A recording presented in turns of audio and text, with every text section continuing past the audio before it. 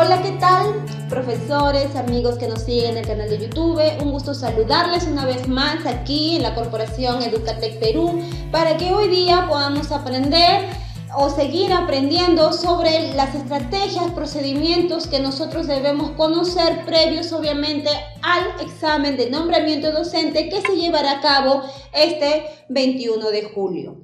Para eso la Corporación Educatec se preocupa y quiere de esa manera reforzar tus conocimientos, pues aprendiendo algo más que te ayudará a ti en ese paso que vas a dar de evaluación el día 21. Como vemos acá en la pantalla, vamos a seguir hablando sobre los procedimientos claves que se deben utilizar para poder hacer un buen desarrollo de mi examen. Esos procedimientos que yo voy a utilizar se van a aplicar teniendo de la mano el enfoque pedagógico y el enfoque curricular. Y ambos enfoques yo lo voy a direccionar a la área de mi especialidad. Hace un tiempo atrás también hablé sobre este tema muy importante y que solamente hice mención al enfoque curricular, ya que el enfoque curricular para la modalidad EBR, para el nivel secundaria y para el área de comunicación integral, que en ese entonces estaba exponiendo, solamente se vinculaba el enfoque curricular y les dije que solamente eso era necesario. Pero no es que eso se brinde para todas las áreas, para todas las materias. Lo que sí queda perenne es que el enfoque curricular, y lo que quiero aclarar que tal vez no se entendió en la clase pasada, es que ese enfoque curricular va a estar siempre inmerso al momento en que tú tengas que llevar a cabo tu estudio y por ende luego afrontar ese examen. Tú tienes que dominar el enfoque curricular, tienes que saberlo de memoria, por así decirlo, lo más importante, ya que es bien grande, pero la forma como tú vas a llevar ese currículo nacional, el contenido del currículo nacional a lo pedagógico y especialmente a tu área, es lo que quiero que tú en este momento sepas y te lo aclaro para que así no tengas ninguna duda al momento de llevar a cabo este estudio. El enfoque curricular va a estar inmerso, por así decirlo, cuando tú desarrolles el proceso de tu estudio para el examen ya señalado. Entonces es necesario que, como les dije la vez pasada, ese eje vertebral siga siempre rigiendo el método de estudio que tú apliques. En otras palabras, siempre llévalo contigo, el contenido de lo curricular, para que así puedas dominar lo pedagógico y por ende puedes desarrollar con perfección el área de tu especialidad en el momento de afrontar ese examen. Bien, por eso es que acá, como vemos en el título, vamos a seguir viendo. Bueno, los que estuvieron en la clase pasada vieron que hemos tocado el tema igual, pero abordando lo que es el área de comunicación y les hice referencia ya que era mi área. En esta oportunidad yo te voy a demostrar, como te dije la vez pasada, que una profesora, sea del área que sea, puede desarrollar y puede encontrar el método de estudio que le va a acercar a dar con la respuesta de ese examen. Es lo que yo te vengo a demostrar en este momento. Esto forma parte de un nuevo módulo que la Corporación Educatec ha incorporado para el curso de nombramiento docente, que se llama precisamente el módulo de estrategias pedagógicas y curriculares aplicadas al área en general. Y cuando hablo al área en general es que está aplicada al área de CTA, al área de historia, al área de comunicación. Se están subiendo por ello estos videos para que tú conozcas este módulo y así también, si gustas llevarlo, puedes inscribirte, puedes pedirlo aparte, ¿no? Y seguirnos también a través de este estudio tan importante y necesario, sobre todo en este rubro de educación. Muy bien, ahora, como les señalé la vez pasada, para poder yo dominar esos enfoques, tengo que seguir ciertos pasos al momento de dar mi examen. Y les hice mención como primer paso que debíamos ir al temario, donde te plantea el estudio de los ítems de acuerdo a sus componentes y capacidades. El Ministerio de Educación, como vemos en la parte derecha, te plantea siempre, cada año, un temario. Un temario que tú tienes que hacer un análisis concienzudo y muy claro para que tú puedas extraer lo más importante de ese temario y lo que posiblemente te pueda venir. Como en este caso yo lo he hecho, pero lo he hecho partiendo del examen del año pasado que recién hemos dado. Y en este caso pues abordando a otra área que no es la de comunicación. Entonces, ¿cómo tenemos que nosotros utilizar nuestro estudio? ¿Qué es lo que tenemos que tener en cuenta para poder nosotros llevar un enfoque más cercano al día del examen? El estudio en sí me pueda servir para afrontar ese día. Entonces, el primer paso es ir al temario. Así tengo que empezar mi estudio. Segundo paso, les dije, en este caso, desprendiendo precisamente de algunas cosas, he tenido en esta oportunidad que considerar, la vez pasada consideré más en el aspecto pedagógico que viene después de esta parte. Esta es la primera parte que plantea el Ministerio de Educación. En la clase anterior, de manera específica, ya vimos los conocimientos aplicados al desarrollo del estudiante y les dije que íbamos a abordar eso porque lo requería ese tema y lo requería ese estudio en sí de la clase que abordaba lo que era en el aspecto de comunicación. En esta oportunidad que vamos a hablar de otra área, es necesario ver en el temario, como les dije, esta parte. ¿Y cómo yo voy a ir a ver esta parte? Ya que yo tengo que conocer precisamente las preguntas que luego les voy a presentar. Y esas preguntas son las que me van a pedir lo que debo encontrar en esta parte. Y justo estas preguntas que yo he seleccionado me llevan a tener en cuenta qué es lo que yo debo estudiar de mi temario. En otras palabras, docente, cuando tú tengas que estudiar para ese examen, paso número 1, como ya sabes, tienes que tener el cúmulo de exámenes a tu exposición para que hagas un estudio. Paso número 2, por así decirlo, tienes que tomar el temario y ahí ubicarte de acuerdo a la pregunta que extraigas, ubica lo que te pidió. En este caso, lo que yo he extraído me pide que esa pregunta me señala que tiene que ver con el enfoque por competencias en el currículo nacional, como vemos acá, que va a abordar las competencias, las capacidades, los estándares y los desempeños. Todo esto viene en la primera parte, pero ¿qué es lo que me pide mi pregunta? Me pide el enfoque y ¿qué más me pide en esta oportunidad nada más como muestra de estudiar para el examen? Solamente he tomado estos 2 puntos nada más. Obviamente, el enfoque por competencias y todo lo que contiene allí en el currículo nacional, que son competencias, capacidades, estándares, desempeño y la activación de recojo de saberes previos. Como les digo, siempre hay que delimitar. Cuando tú vas a estudiar, no vas a agarrar todo de montones porque hasta a uno mismo le aburre, le da sueño y por último se desanima o dice, uy, Dios mío, es mucho para estudiar y ni tiempo tengo, ¿verdad? Entonces, lo que yo tengo que hacer es desprender parte por parte para que a ti no me vea tan fatigado el estudio que yo voy a llevar a cabo. Y precisamente es de esta manera tan simple que se puede hacer. Entonces, acá tenemos estos 2 puntos importantes que está en mi temario que yo he escogido gracias a las preguntas que yo voy a estudiar y que es posible que vengan en el examen ya que vino en el último examen. Bien, segundo paso que complementa este segundo paso es extraer cada pregunta del examen, como les digo, de acuerdo al componente. Ahí es donde el contenido de tu temario va a hilvanarse y va a relacionarse con lo que tu temario te está presentando. Entonces tú relacionas lo que tu pregunta te pide y das con el ítem del temario que te está solicitando.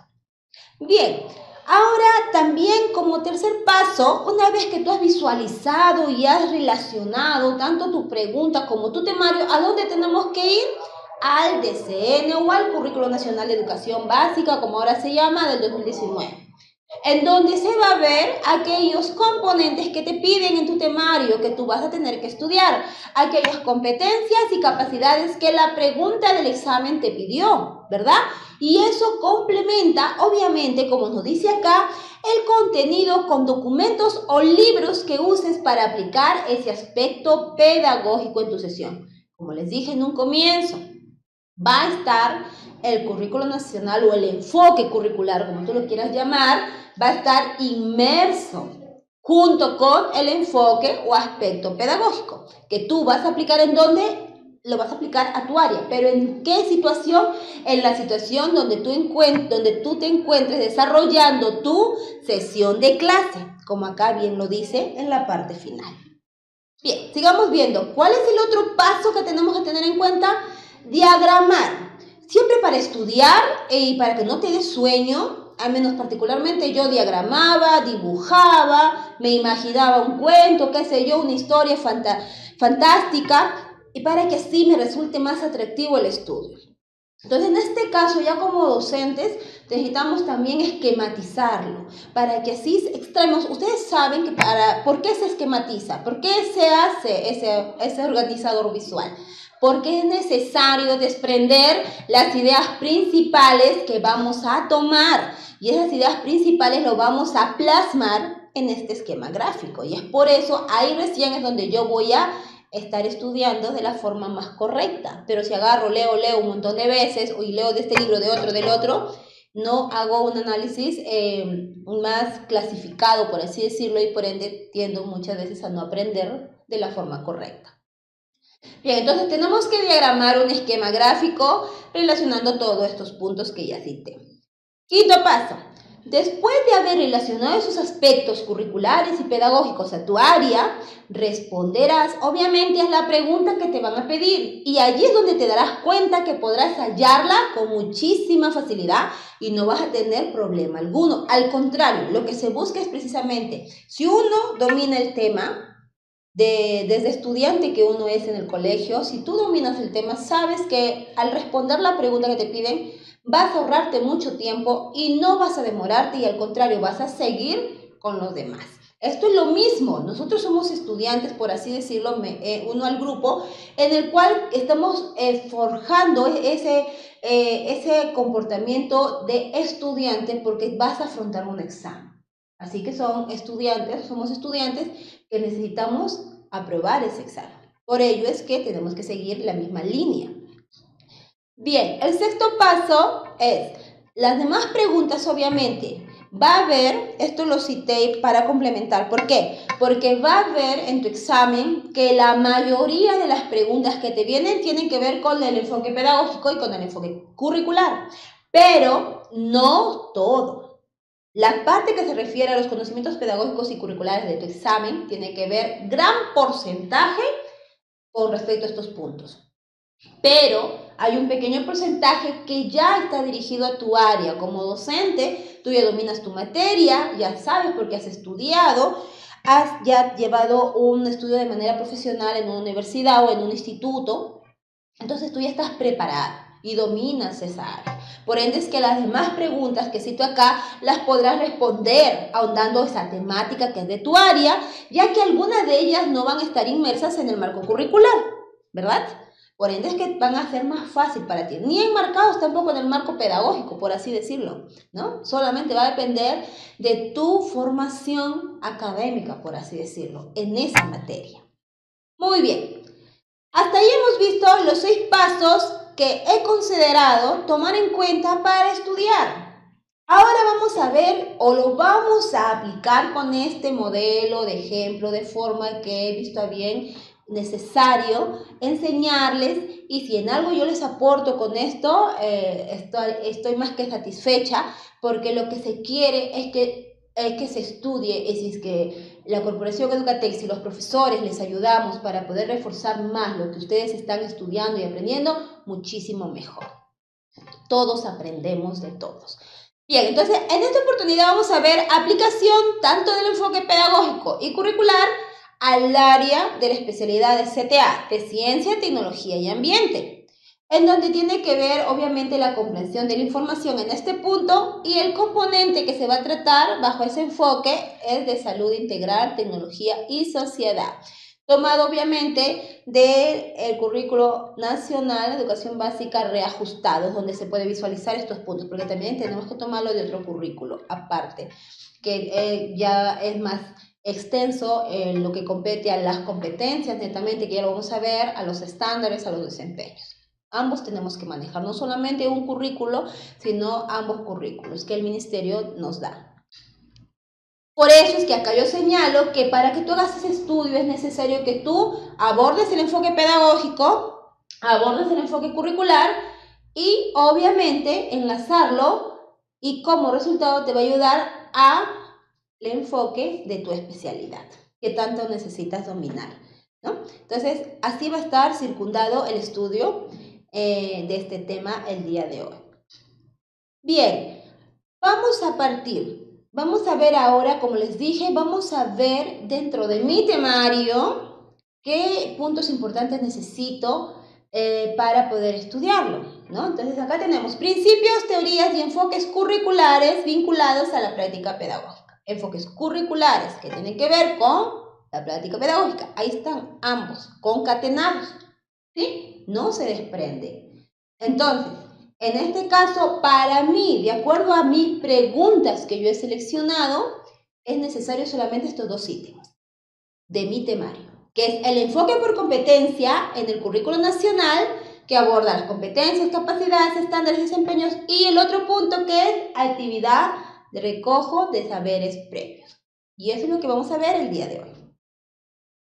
Bien, según el Currículo Nacional de Educación Básica, del 2019 señala que el currículo nacional bajo el enfoque de competencia tiene que partir de situaciones desafiantes, tiene que partir de lo general a lo particular y viceversa, se tiene que dar a largo plazo y progresivamente y también tiene que ir construyendo significativamente el conocimiento. Hasta ahí la primera parte. A partir de las situaciones desafiantes que nosotros estamos viendo acá como primer punto, aquí es donde los estudiantes puedan aprender, puedan actuar de manera más desafiante y de manera más competitiva. Y eso vamos a seguir desarrollándolo dentro de unos minutos. Espero que hasta aquí estemos atentos para poder continuar nuevamente. Bien, ahora pues vamos a seguir viendo punto por punto cada uno de estos enfoques importantes que el Currículo Nacional de Educación Básica nos plantea. Como primer punto señalé que esto partía, o el Currículo Nacional parte para el estudio precisamente educativo, parte muchísimo de las situaciones desafiantes. ¿Qué quiere decir? Que los estudiantes puedan aprender, como les mencionaba, pero de una forma más competente, de una forma más, en cierta manera, desafiante, afrontando, diría yo, diversos ámbitos, como dice acá. En diversos ámbitos necesitan afrontar reiteradamente, que es lo mismo. ¿Qué afrontan? Esas situaciones difíciles, desafiantes, retadoras, que les exijan seleccionar, movilizar y combinar estratégicamente todas esas capacidades que consideren más necesarias, obviamente, para poder resolverlo, ¿no?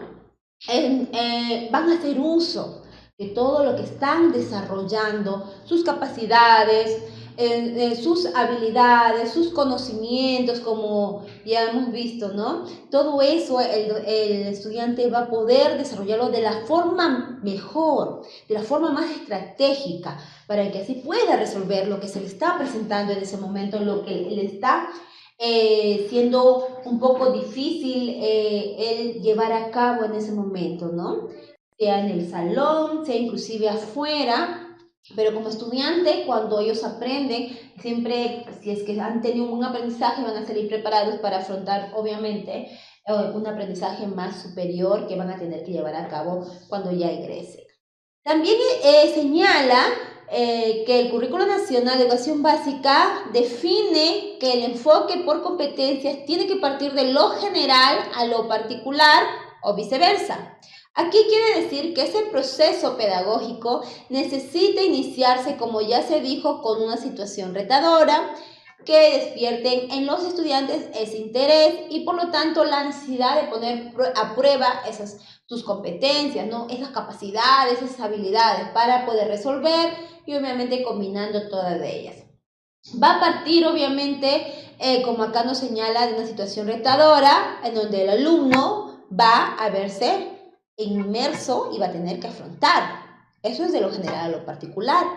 Pero también muchas veces el alumno va a formar parte de lo que, o va a desarrollar, o va a tener que ver con esa situación retadora que él mismo estuvo formando parte o que estuvo ejecutando, él originó, mejor dicho, esa situación retadora, y por eso es que también él, sea de una u otra manera, el estudiante va a estar preparado para poder resolverlas con facilidad. Es necesario también que el enfoque por competencias parte o tiene que ver con lo siguiente, a largo plazo y progresivamente. Esto quiere decir que la competencia de una persona en un ámbito determinado, como lo vengo señalado, por ejemplo, la que se relaciona con la comprensión crítica de textos se desarrolla, es decir, que madura, que evoluciona de manera cada vez más compleja a lo largo del tiempo. Acá este punto es muy importante porque quiere decir que sea el problema o la situación retadora que esté afrontando en ese momento, dentro de ese contexto, el estudiante eso no solamente le va a permitir que pueda combinar esas capacidades, sino que él, estando en ese ámbito determinado de lo que se le ha presentado como estudiante a afrontar, eso le va a llevar a cabo a desarrollar esas habilidades como la mencioné, y por ende va, en este caso, si yo tomo de ejemplo el texto escrito, si el niño está inmerso en eso o el adolescente está inmerso en eso, él va a poder relacionar la comprensión crítica de esos textos, va a poder hacer un análisis más concienzudo, más profundo, en donde va a desarrollarlo, y ese primer análisis va a ser diferente a un segundo análisis y a un tercer análisis, porque cada vez va a ir evolucionando y cada vez va a ser más complejo el contenido que él extraiga o que él aprenda a lo largo del tiempo. Por ende, es que el enfoque de competencias te va a permitir a ti como profesor llevar a tu estudiante de un primer nivel hasta un alto nivel, siempre y cuando el de estudiante también esté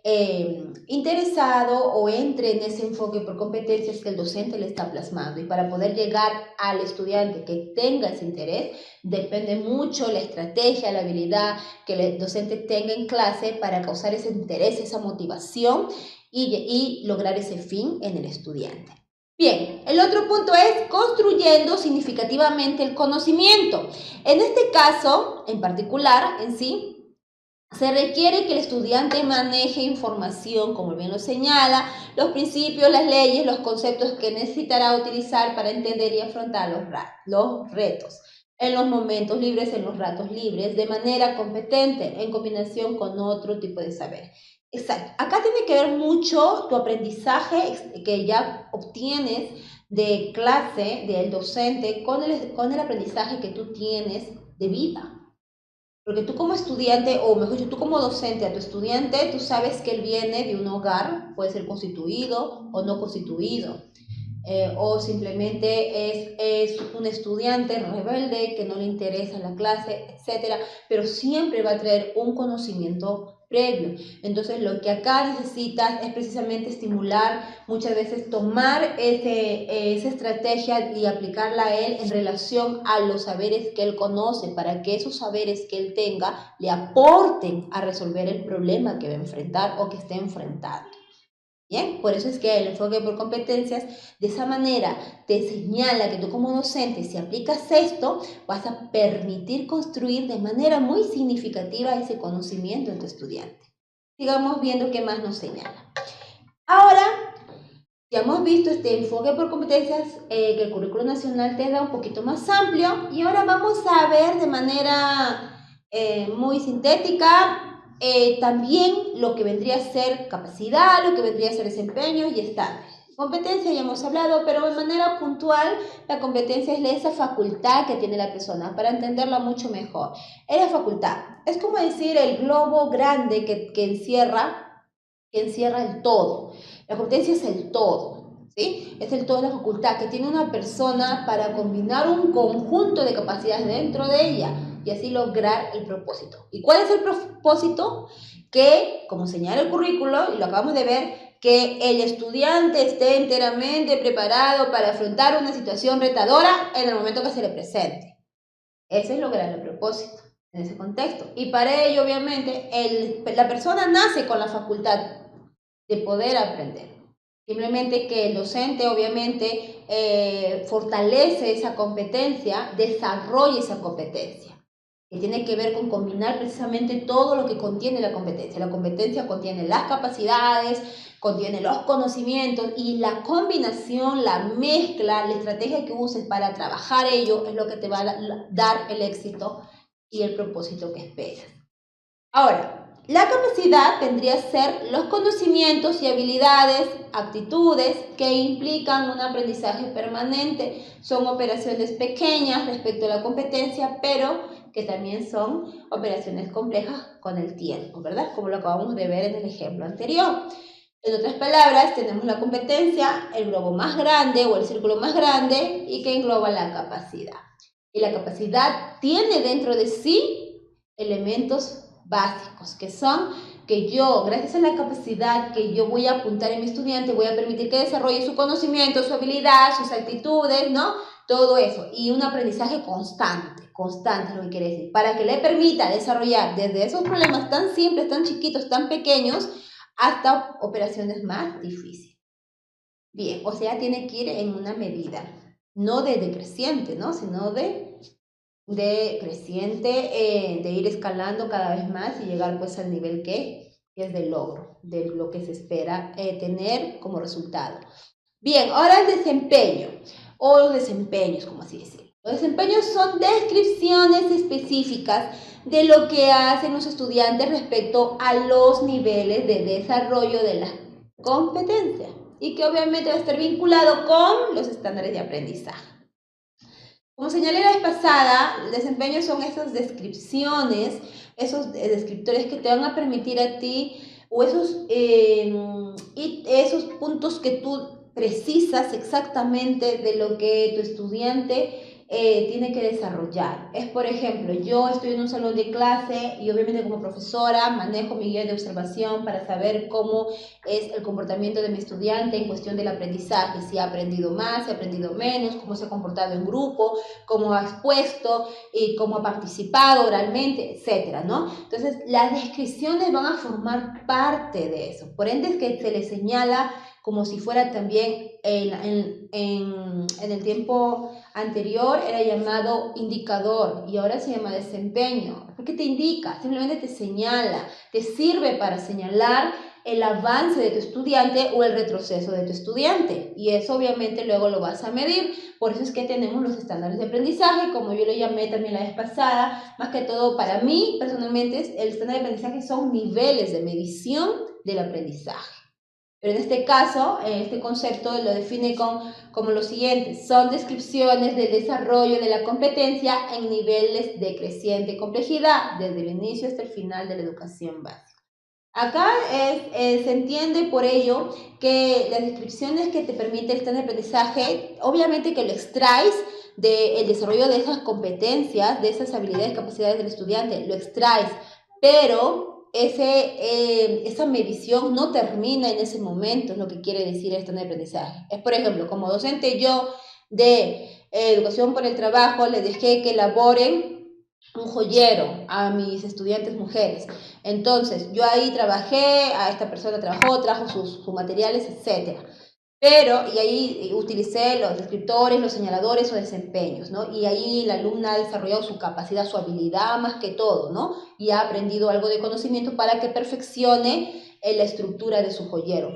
Entonces, ese estudiante en ese momento va a tener su nota porque lo ha trabajado en mi delante y porque ha hecho todo ese proceso de trabajo en grupo, por así decirlo, ¿no? Y en vista del docente y de todo el salón.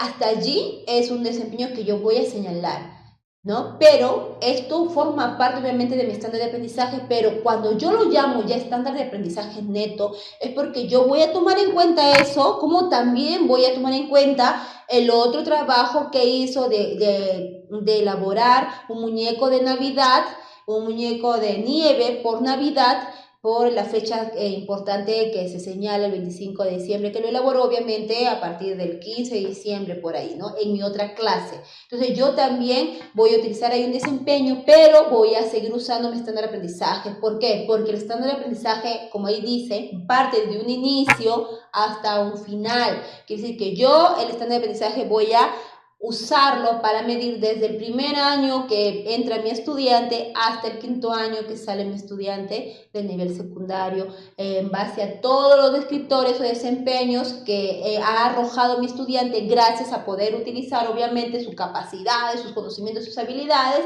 y actitudes que me ha reflejado él después que ha desarrollado obviamente la competencia, que es la facultad que tiene esa persona. Entonces todo está ramificado, enlazado y muy importante que tengamos en cuenta. Muy bien, como les dije, luego el otro paso que seguía, hacer mi esquema. Mi organizador visual, mi esquema gráfico, como tú lo quieras llamar. En donde acá tiene que ver como componente, tengo que señalar qué es lo que señala el componente o lo que menciona este componente, luego la competencia, la capacidad, el desempeño y el estándar de aprendizaje. Listo ya. No me enredo mucho, no uso mucho contenido, de frente traje lo más importante que me señala el currículo y la pregunta a la cual me ha direccionado a eso. Bien, ahora lo que yo voy a hacer es añadir en cada uno de esos puntos que acabo de mencionar mi área. ¿Sí? El currículo nacional ya me sirvió bastante, el enfoque curricular ya lo sé, ahora lo aplico a mi área. En este caso yo soy la profesora de CTA. Y como profesora de CTA voy a explicar todo esto. Les dejo un momento para que puedan ustedes visualizarlo y luego volvemos.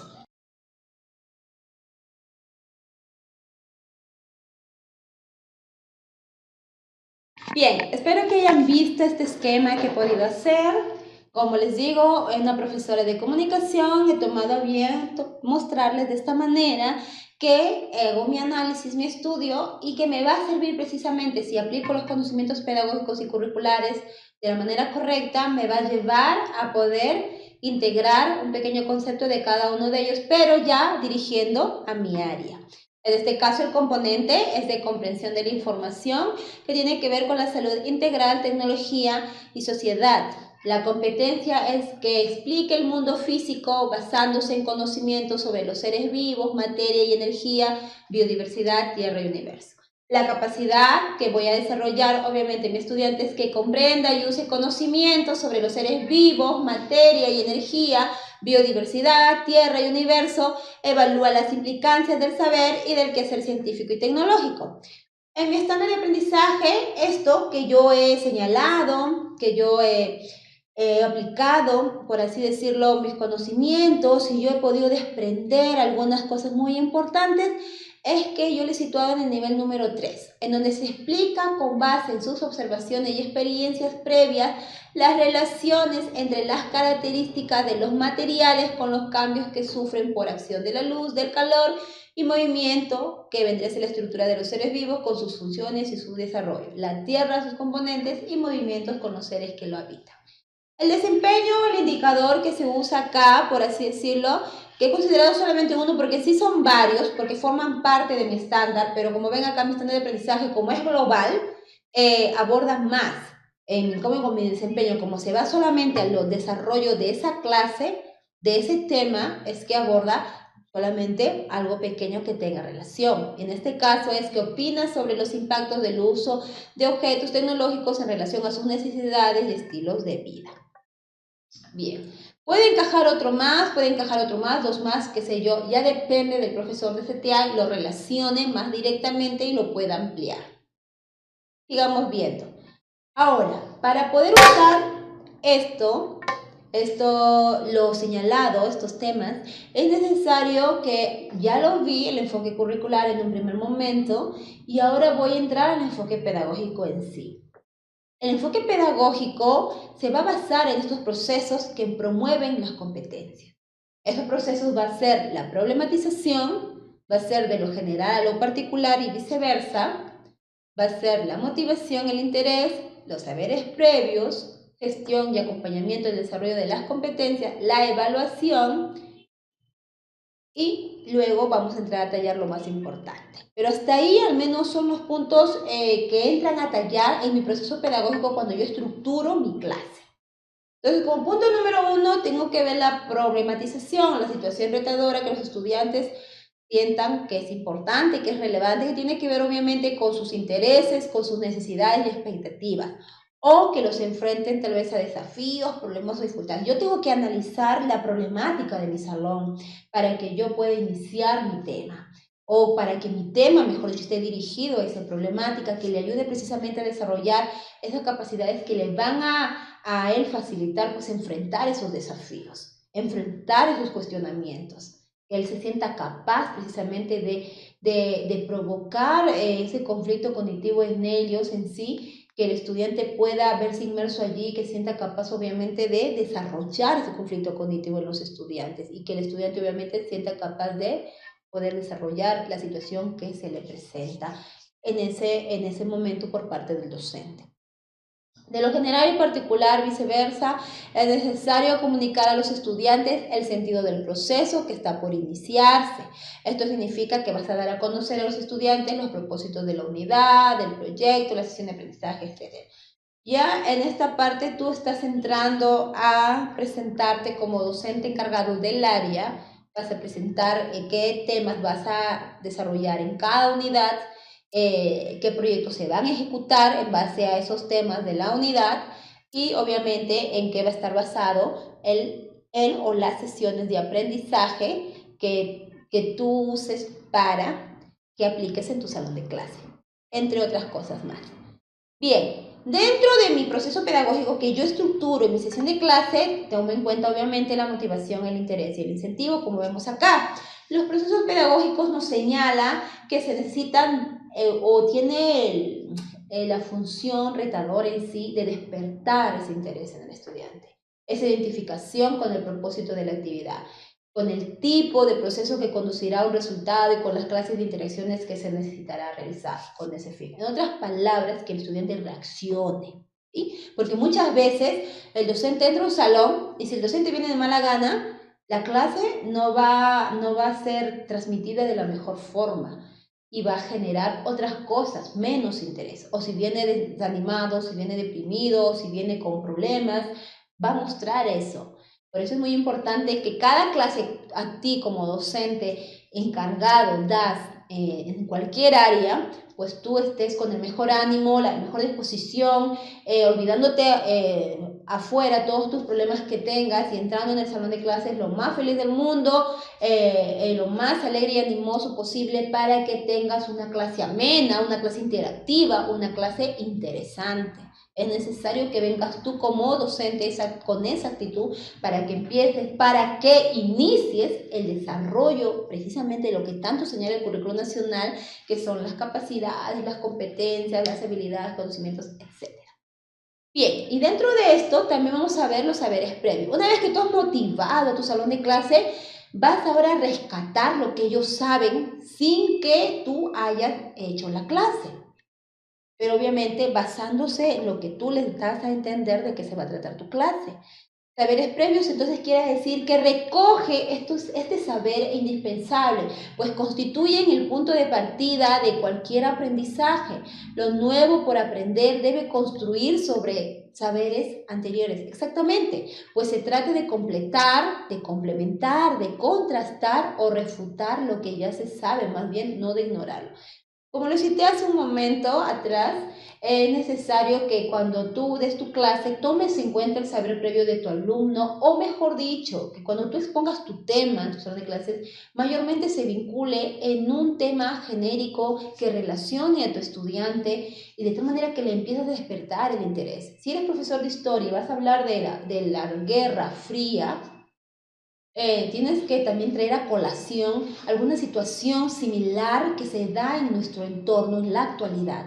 De esa manera tú promueves al estudiante y una relación que él haga porque se da cuenta, el profesor está que me habla de la guerra tal, Guerra Fría, Segunda Guerra Mundial, y también me está tocando de estos puntos que ahora están quizás no igualitos, que están sucediendo, pero también hay una guerra, hay una confrontación, también hay una disputa, una pelea en otras tierras, tal vez no en Perú, en otro lugar, ¿no? Entonces ya le empiezas por ahí a encaminar al estudiante en esa motivación y poco a poco el estudiante con el poco saber que trajo, pues va a ir participando, va a ir soltándose y con la mejor estrategia que tú hayas para que ellos participen, pues estarán obviamente contigo juntos aprendiendo esa lección. Por eso es que es necesario que en estos puntos tú también puedas ejecutar actividades, estrategias que permitan la reacción en tu estudiante y así puedas tener una clase interactiva, amena, participativa y sobre todo que llegue al desarrollo que te plantea el Currículo Nacional de Educación Básica. Bien, también es importante el punto de gestión y acompañamiento del desarrollo de las competencias. Quiere decir que debes tener en cuenta que tiene que haber una secuencia didáctica en tu sesión de clase que vas a desarrollar. O mejor dicho, tú tienes que generar una secuencia didáctica, estrategias adecuadas para los distintos saberes, aprender técnicas, procedimientos, habilidades cognitivas, asumir actitudes, desarrollar disposiciones afectivas o habilidades socioemocionales, construir conceptos, reflexionar sobre el propio aprendizaje, etc. Es el momento en que tú ya lo vas a introducir a tu estudiante a que entre ya, por así llamarlo, en un conflicto cognitivo, en donde él va a tener que hacer un choque de conocimientos, en el que él va a tener que disponerse de manera afectiva, socioemocional, a que entre en ese nuevo constructo de conocimientos. ¿Sí? En donde ahí le va a hacer que él empiece a reflexionar sobre el propio aprendizaje que él tiene. Por ende es que este acompañamiento, esta gestión que va a ser reflexión en ese conflicto, pues le va a ayudar a desarrollar la competencia que tanto esperamos y que tanto es necesario como docentes que nosotros logremos en ellos. Y por último, pues, evaluación. Después que todo se ha dado todo esto, pues tú entras ya a evaluar a tu salón de clase todo proceso de aprendizaje que va a estar atravesando la evaluación de principio a fin. Es decir, la evaluación va a ser inherente al proceso, ¿verdad? Una evaluación formativa, una evaluación inherente. En el momento que vas desarrollando, vas evaluando o al término de una lección, vas evaluando ahí mismo nada más de haber expuesto y vas trabajando con ellos su participación y por ende también vas conociendo ya los resultados que van arrojando tus estudiantes porque vas a tener que seguir esa evaluación constante en tu clase. Bien. Ahora vamos a hablar un poquito de recuperación de saberes previos. ¿Por qué entro a tallar en este punto? Porque este punto tiene que ver con mis preguntas, como yo le dije, y es necesario que tomemos en cuenta los otros puntos anteriores, porque solamente aquí he extraído poquísimas preguntas nada más, porque quiero que tú veas que estas preguntas que tienen relación con esto me han venido y que por ello yo he tenido que estudiar y tomar en cuenta. Y me ha sido, por así decirlo, fácil el poder darme cuenta y enlazar todo esto porque tiene que ver con mi currículo, tiene que ver la demostración, como te dije al inicio, de cómo es lo que te sirve o tan importante es que tú tengas en cuenta bastante en tu estudio ambos enfoques y por eso vas a lograr precisamente dominar y estudiar un poco mejor. A ver, en recuperación de saberes previos vemos, primer punto, se construyen a partir de sus experiencias al querer explicar algún hecho o fenómeno cotidiano del mundo que le rodea. También para que recuperen saberes previos no siempre tienen sustento científico. En algunas ocasiones son explicaciones que cada quien se genera para una mejor comprensión de algún hecho o fenómeno. Exacto. Primer punto, como les dije, se construye a partir de sus experiencias para que pueda explicar. Es casi lo mismo lo que estoy señalando, ¿verdad? El constructo hipotético que te puede dar tu alumno o la opinión que él tenga va a ser basándose en su realidad. Y por ello es que no va a tener un sustento científico, porque su realidad es empírica, ¿cierto? A menos bueno, ¿no? Que sea un niño genio y que ya cuando esté en secundaria ya haya inventado algo. Que no digo que no suceda, pero son casos excepcionales, ¿no? Pero mayormente el alumno no viene con conocimientos netos de aprendizaje, con conocimientos puros de un contenido científico, de un contenido intelectual. Simplemente viene con un contenido sencillo, real, simple, por así decirlo, de lo que le ha sucedido en su diario vivir, de lo que le ha sucedido en el momento de que él pues ha llevado a cabo su vida familiar y de acuerdo al entorno que la rodea. Por eso es que es necesario que se tenga que tener en cuenta esto ya que eso le va a permitir generar una comprensión. Como les dije al inicio, ¿no? Tienes que tomar en cuenta, y mejor si lo extraes su saber previo para relacionarlo con tu tema, el aprendizaje en tu alumno va a ser mucho mejor, más efectivo. Otro punto también es que son resistentes al cambio, a la vez persistentes en el tiempo. Entonces es importante que los saberes previos sean reacios, ¿verdad? Duren, ¿por qué es importante? Porque le va a llevar precisamente a mi estudiante al que él ejecute un choque, pues. Es en donde se va a llevar a cabo esa disonancia cognitiva. Y ese choque es luego después que le va a llevar a cabo a la demanda cognitiva, a desarrollar su nivel de aprendizaje. Si no, no. Entonces, mientras más reacio sea al cambio, a la vez van a ser más persistentes. Una vez que ya desarrolle ese aprendizaje, va a ser más duradero, más persistente. Y bueno, en algunos casos son conocimientos implícitos, es decir, no se manifiesta en lo que el estudiante dice, verbaliza, sino en lo que el estudiante espera que ocurra. Es cierto, en algunos casos los conocimientos que él trae no lo va a decir, simplemente él va a pensar que lo que le están enseñando, lo que él tiene que desarrollar ahí, él piensa que así se debe hacer. Por más que el docente le esté dando una guía, pasos a seguir, no, va a dominar sus propios conocimientos y decir, no, pero yo también sé hacer esto, ¿no? Por ejemplo, en el curso de religión, dime o arma un organizador visual donde me explique sobre el nacimiento de Jesús, ¿verdad? Entonces el niño no va a querer participar muchas veces y aunque no sepa muy a fondo de ese tema de religión, como la profesora le va a enseñar, va a decir, no, yo sí sé de esto, así nomás se hace, y no va a manifestar otra cosa. No te va a manifestar porque eso ya lo tiene implícito, ya sabe lo que significa eso, ¿no? Como acá lo señalan, en algunos casos son conocimientos implícitos, es decir, no se manifiesta en lo que el estudiante dice, sino en lo que el estudiante espera que ocurra o lo que predice, dice, no, porque va a ser así, se va a desarrollar, el nacimiento de Jesús fue así, así, y ahí nada más quedó, ¿no? Y así él piensa. Por ende es que los saberes previos son aquellos conocimientos que el estudiante ya trae consigo, que se activan al comprender o aplicar un nuevo conocimiento con la finalidad de organizarlo, de darle sentido. Algunas veces pues suelen ser erróneos, obviamente, ¿no? Porque son conocimientos empíricos prácticamente que ellos traen de casa. Va a haber errores o va a ser parcial, pero es lo que el estudiante utiliza para interpretar en la realidad y se respeta, y más bien como docente debemos guiarlos, orientarlos, ayudarlos a que ese saber previo le aporte al nuevo aprendizaje. Por ende es que los saberes previos, como lo señalé, son aquellos conocimientos que el estudiante ya sabe acerca de los contenidos que se abordarán en la sesión. Ya sabe. Algunas veces suelen ser erróneos o parciales, obviamente. Se activan al comprender o aplicar un nuevo conocimiento, como lo vemos en la parte de abajo, con la finalidad de organizarlo.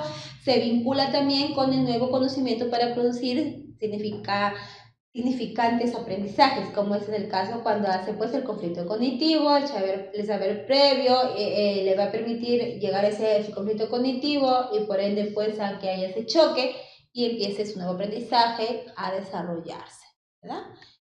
Aquí vemos por eso un estudiante que efectivamente está en una actitud de conflicto cognitivo en el sentido que ya le está dando la reflexión, está tratando de tomar en cuenta, de pensar, ¿será cierto, será no cierto? Me están enseñando esto, pero yo sabía esto y ahora es esto, ¿verdad?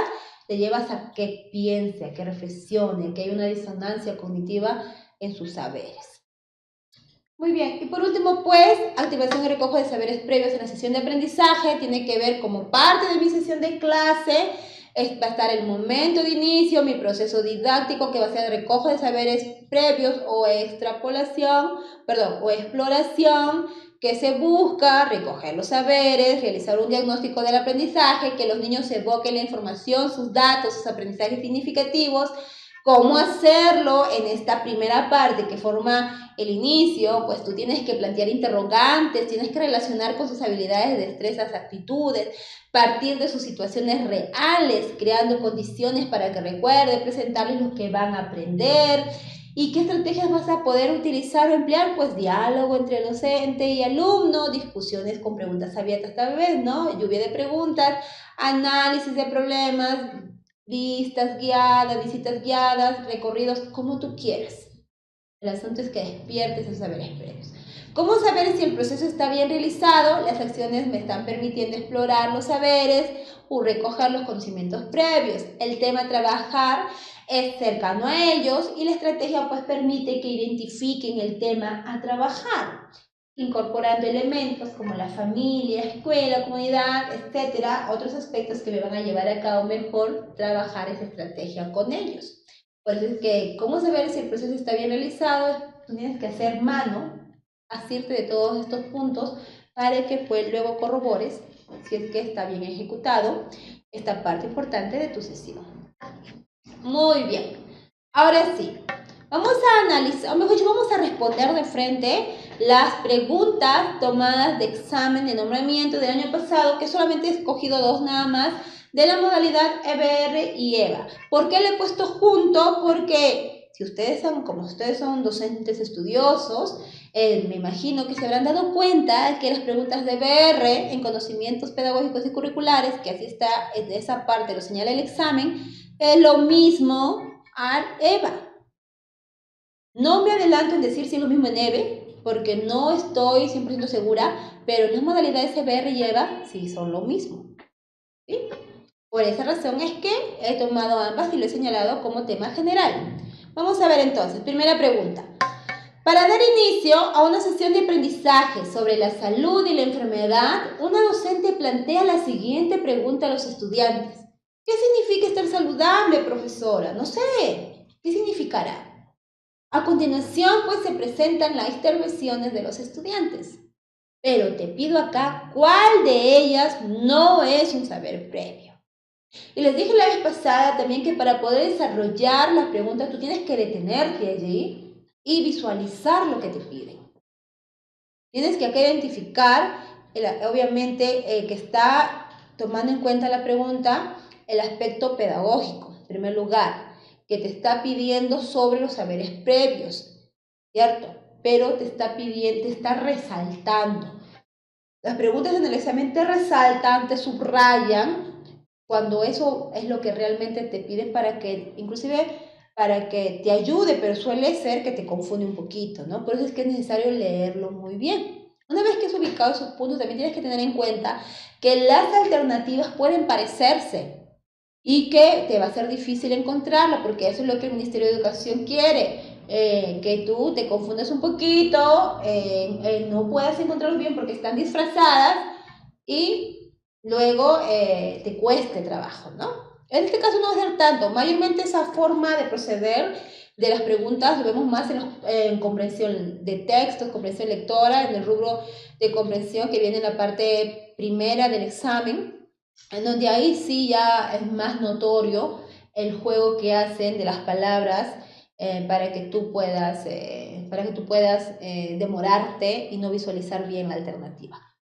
En este caso no es así, tanto así no lo es.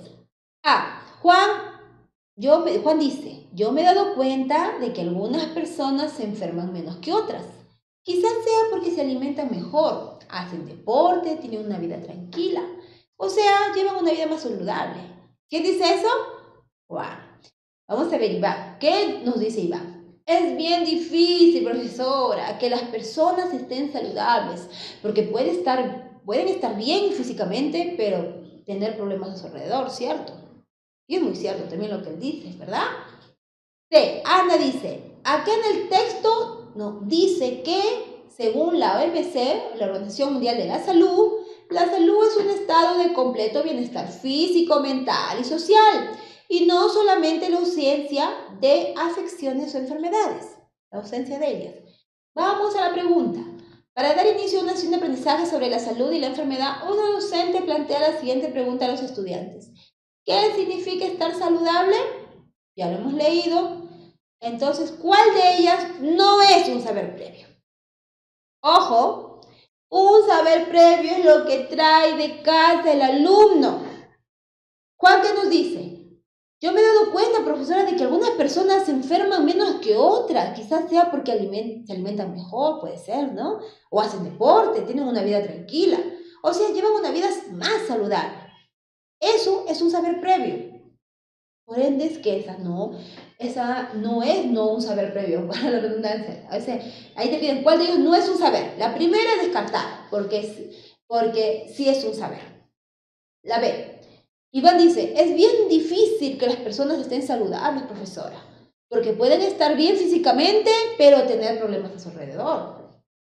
Entonces, acá vemos otro saber previo, porque es bien difícil, él está dando su opinión, profesora.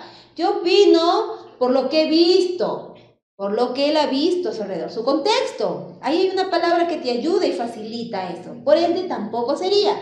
En cambio, Ana dice, profesora, en el libro que usted nos ha dado, en este texto que nos ha hecho leer o que nos ha dado a nuestras manos, dice que según la Organización Mundial de la Salud es un estado de completo bienestar físico, mental y social, y no solamente la ausencia de afecciones o enfermedades.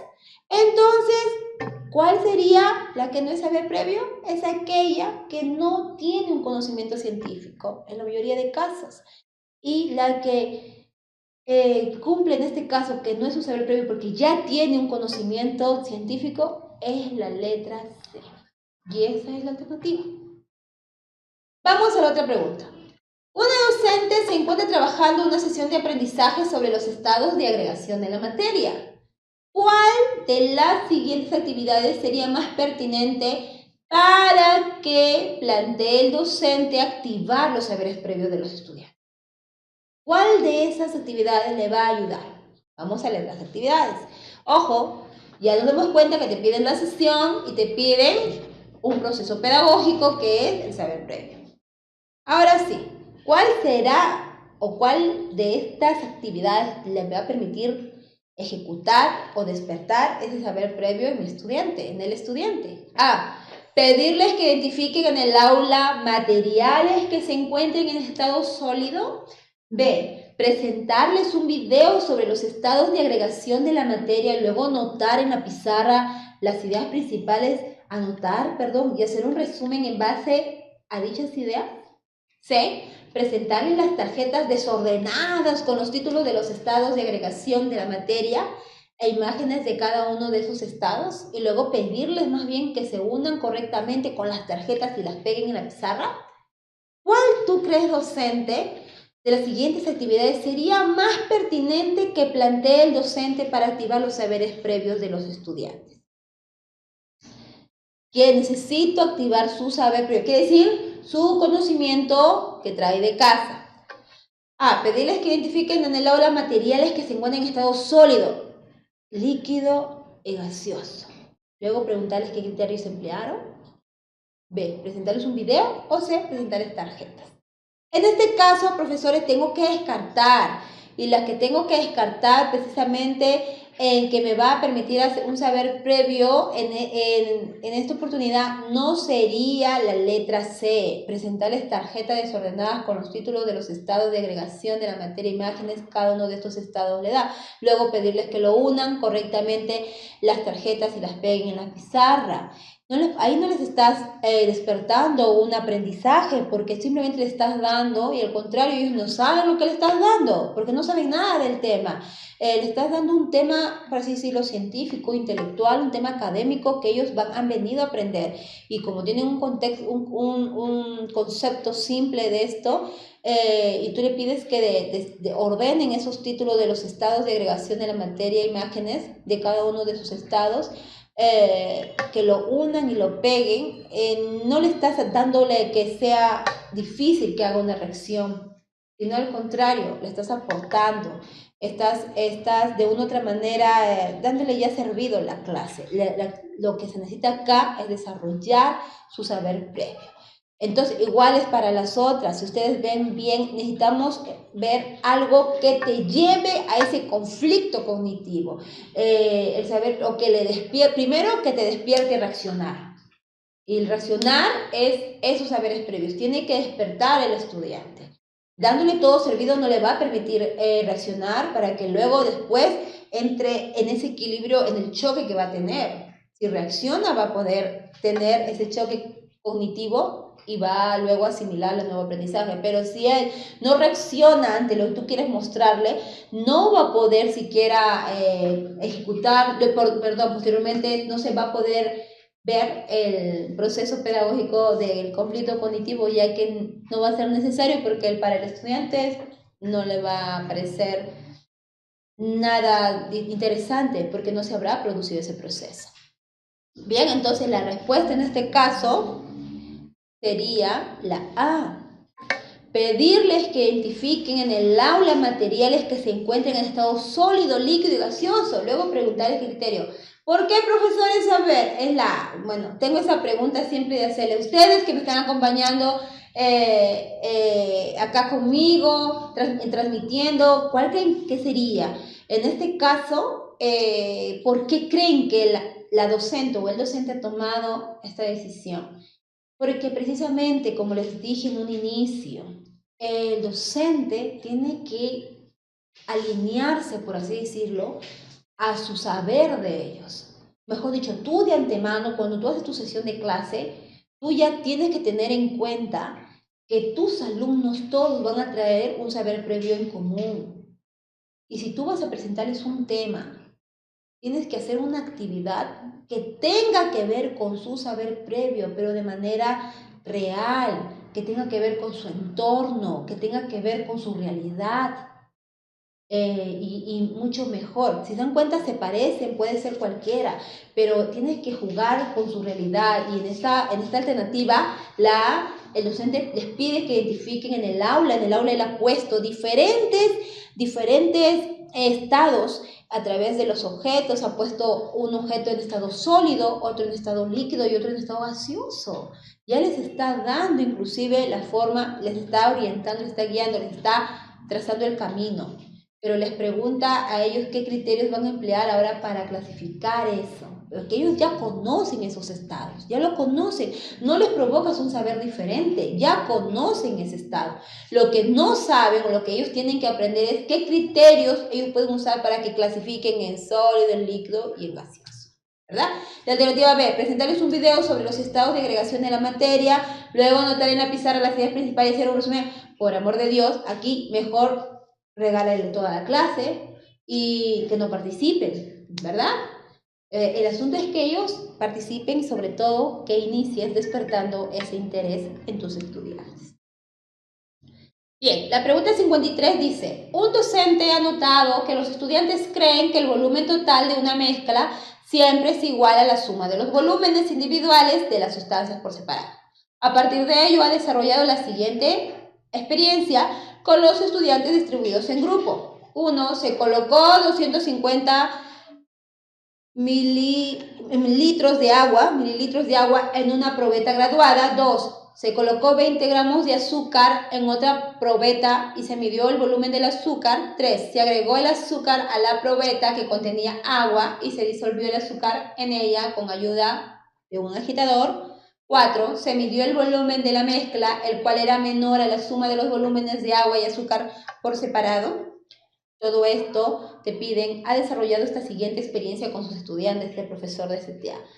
¿Qué te piden ahora? ¿Cuál fue el principal propósito del docente a desarrollar esta experiencia con los estudiantes? ¿Qué es lo que él quiso? ¿Cuál fue? Ojo, acá te regala la pregunta, porque acá te dice cuál fue el principal propósito. Mejor dicho, ¿qué es lo que primerito el docente quiso lograr con esa clase? ¿Qué es lo que tú haces al momento de hacer tu clase? ¿Qué es lo primero que tú quieres lograr? Despertar el interés. ¿Será generar un conflicto cognitivo? No. ¿Promover la formulación de hipótesis en los estudiantes? Promoverlas puede ser. ¿Lo motivas a promover la formulación? Puede ser. Puede ser. Pero estás dentro de un proceso pedagógico de clase y quieres lograr en tu estudiante desarrollar esa experiencia. ¿Cuál fue principalmente el propósito del docente? Es recoger los saberes previos, ¿verdad? Esos saberes previos que tus alumnos tienen de este tema. que tenga que ver, como decía acá, que tenga que ver con la mezcla o una mezcla que va a ser igual a la suma de los volúmenes individuales de la sustancia por separado. Y ahí te detalla todo. ¿Se dan cuenta? Miren, profesores de comunicación, está leyendo una pregunta de CTA, pero que como yo manejo mi enfoque curricular y pedagógico, ya sé cuál es la respuesta. Y así de simple. Porque solamente me piden eso. Ahora, si me hubieran ahondado sobre la materia de CTA o sobre la probeta que están mencionando ahí, o sobre los cuántos gramos de azúcar salen divididos por esto, es otra cosa. Pero acá me están planteando la pregunta del aspecto pedagógico. Por eso siempre les digo, analicen bien la pregunta. Luego respondan con mucha paciencia. Bien, la pregunta número 60. Un estudiante realiza el siguiente comentario. El lactato se produce en las personas solo cuando hacen actividades de mucho esfuerzo físico. Vamos a la pregunta. ¿Cuál de las siguientes preguntas es pertinente que realice la docente para hacer reflexionar al estudiante sobre el error que evidencia en su comentario? ¿Cuál de estas le va a llevar a la reflexión? ¿Se acuerdan que hemos visto los procesos? Uno de ellos habla, así literalmente, enfatiza sobre la reflexión. ¿Cuál de las siguientes preguntas es pertinente entonces para que la docente les lleve a esa reflexión sobre el error que justo han cometido? A. Porque hay lactato en la sangre de la persona antes de iniciar la actividad física. B. El lactato se produce solo en las personas o también en otros seres vivos. O C. En todas las actividades de gran esfuerzo físico se produce el lactato. ¿Qué es lo que te piden? Vamos a leer la premisa. El lactato se produce en las personas solo cuando hacen actividad de mucho esfuerzo físico. Acá nos dice esto como premisa. La pregunta es, ¿cuál de las siguientes preguntas es pertinente que realice la docente para hacer reflexionar al estudiante sobre el error que él ha comentado? Ese es un comentario en la premisa de un estudiante, pero la docente dice que está mal ese comentario. Entonces, ¿qué pregunta tengo yo que utilizar para hacerle ver que esa pregunta está mal? Comienzo nuevamente. ¿Por qué hay lactato en la sangre de la persona antes de iniciar la actividad física? B. ¿El lactato se produce solo en las personas o también en otros seres vivos? O sea, en todas las actividades. Acá, profesores, tiene que ver nada más con el análisis reflexivo de la persona, que haga precisamente sobre este pequeñísima oración o texto que acá vemos en esta frase. Y tenemos que nada más reflexionar y saber, él ha dicho algo mal, los profesores del área de materia saben que su comentario está mal. Él dice, el lactato se produce en las personas solo cuando hacen actividades de mucho esfuerzo físico. Está mal, entonces tienen que hacerle una contrapregunta que le ayude a resolver precisamente esa situación que se ha generado ahí. Por ende, puede decir que en todas las actividades de gran esfuerzo físico se produce lactato, ya que el lactato se produce en las personas solo cuando hacen actividades de mucho esfuerzo.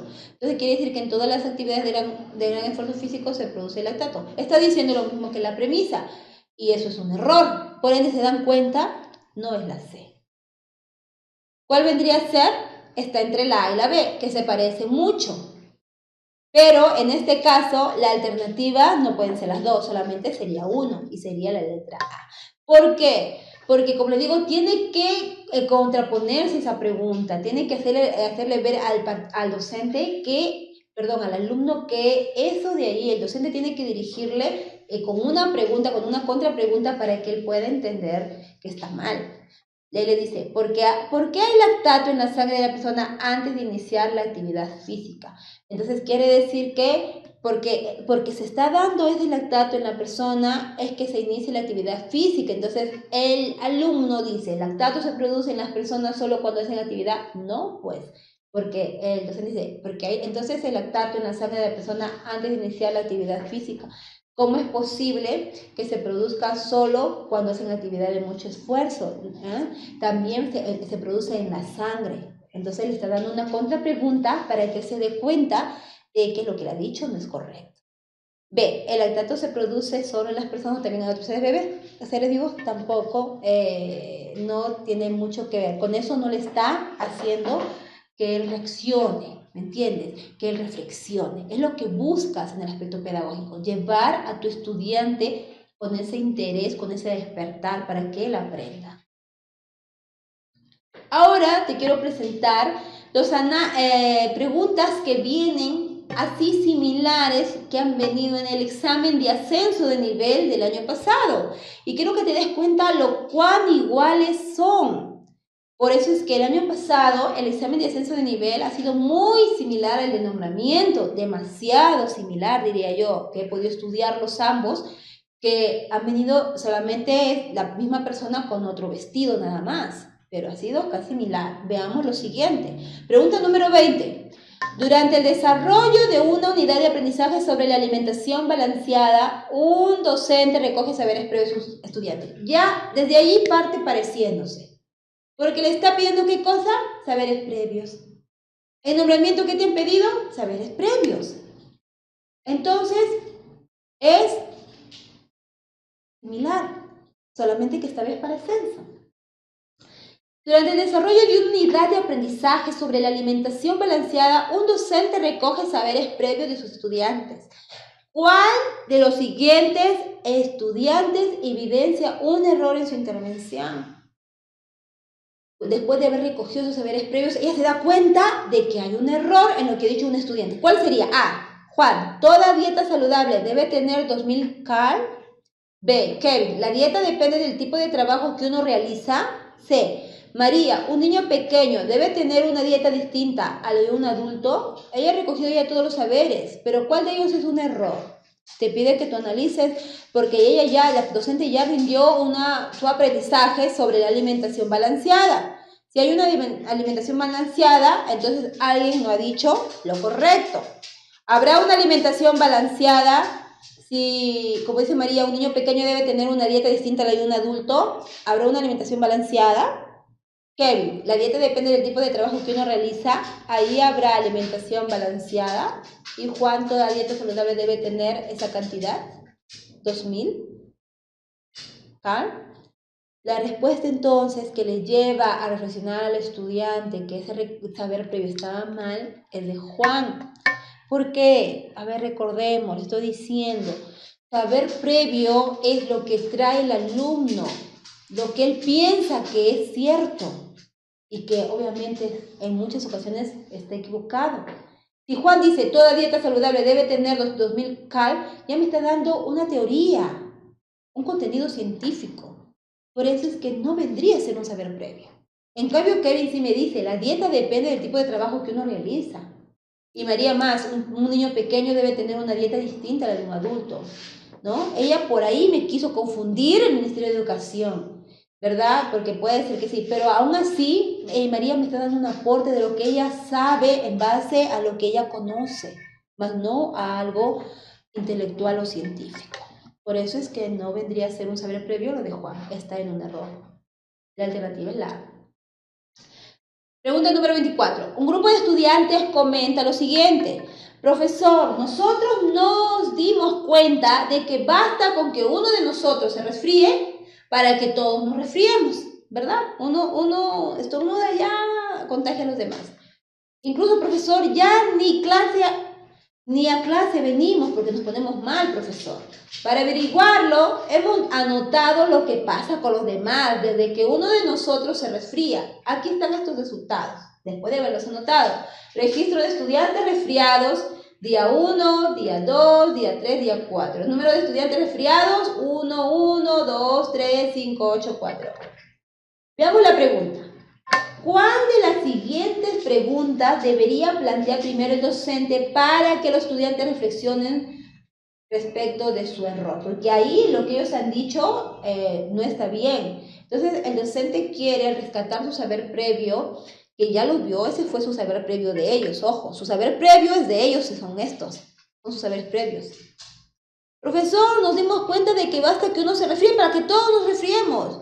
Inclusive, profesor, lo hemos anotado. Acá está, son los saberes previos. ¿Pero qué te pide la pregunta?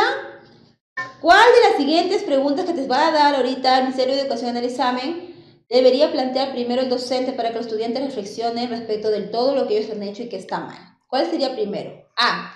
Los datos registrados en la tabla corresponden al total de casos o a los nuevos casos de resfrío que se presentan cada día. B. ¿Cuántas veces tendría que repetir la indagación para que sea confiable? ¿Creen que sería pertinente repetirla en otras aulas? C. ¿A qué creen que se debe a que el número de estudiantes resfriados alcance un máximo y luego disminuya? Acá está clarito la respuesta, es la letra A. ¿Por qué? Porque yo te estoy diciendo, si lo voy a relacionar con mi saber previo, porque ya me di cuenta de lo que me pide. El docente me dice, ¿cuál de las siguientes preguntas debería plantear primero yo en mi sesión de clase para que el estudiante reflexione sobre lo que me acaba de decir? Entonces yo tengo que preguntar la siguiente, pues, el siguiente interrogante. ¿Los datos registrados en la tabla corresponden al total de casos o a los nuevos casos de resfrío que se presentan cada día? ¿Se dan cuenta? Les produjo una información de conocimiento científico que ellos obviamente no saben. Ya extrajo sus conocimientos previos, que obviamente que no son correctos, y él está planteándoles una pregunta para que haya ese conflicto cognitivo y les haga reaccionar sobre ese saber que han planteado que está mal. Y por eso esa sería la pregunta. Muchas veces te la va a dar fácil el Ministerio de Educación, te va a poner hasta la palabra, ¿cuál es el saber previo? Otras te va a poner la palabra reflexión, que puede estar antes del saber previo o después de tu saber previo, que la pregunta te cita. O simplemente ni siquiera va a estar el saber previo, te va a pedir reflexión y va a tener que ver con tu saber previo. Así que profesores, ya lo saben, ya descubrieron y ven que simplemente es ponerse a analizar un poquito más y tener paciencia al momento de leer las preguntas. Muy bien, profesores, hasta aquí les agradezco por estar conmigo en esta exposición de clase. Como si están ustedes interesados, pues ustedes pueden entrar a la Corporación Educatec Perú, pueden inscribirse, pueden llevar este módulo también, que forma parte del grupo o del curso de nombramiento docente del 2019, y así puedan ustedes pues fortalecer sus conocimientos. Y como también si quieren aprender más de diseño de sesiones, también tenemos un curso que vamos a estar desarrollando con mi persona, cada vez más reforzando los conocimientos. Gracias, profesores que están allí en los diferentes medios de internet que tenemos al alcance de la mano, como es Facebook, como es YouTube, para que así podamos tener más alcance y todos podamos seguir aprendiendo. Conmigo hasta otra oportunidad y mucho gusto de haber estado compartiendo un aprendizaje más con ustedes. Muchas gracias.